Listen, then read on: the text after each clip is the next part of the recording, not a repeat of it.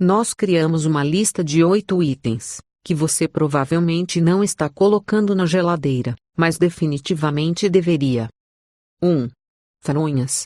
Este é o melhor truque, para quando você estiver se sentindo muito quente e suado durante os meses de verão. Você pode guardar suas fronhas em sacos plásticos na geladeira, e tirar uma quando for dormir. Você vai se sentir muito revigorado. 2. Cosméticos. Ao manter seus cosméticos, como esmalte, base ou batom na geladeira, você os mantém frescos e evitam que eles quebrem. Quando armazenado na geladeira, prolonga sua vida drasticamente, pois mantém seus ingredientes intactos. 3. Delineador. Esse truque o impedirá de quebrar constantemente a ponta do lápis quando você for afiar.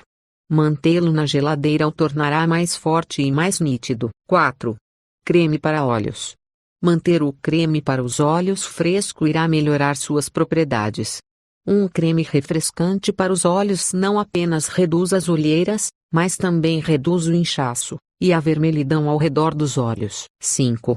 Tigelas e batedeiras de metal. Para o chantilly perfeito, você pode deixar o equipamento necessário na geladeira antes de usá-lo. A temperatura influencia muito o chantilly e o equipamento refrigerado ajuda a obter picos mais duros com mais facilidade. 6. Filme fotográfico. Se exposto a temperaturas quentes, o filme fotográfico pode acelerar seu processo de degradação. É recomendável guardá-lo na geladeira para prolongar sua vida útil. 7.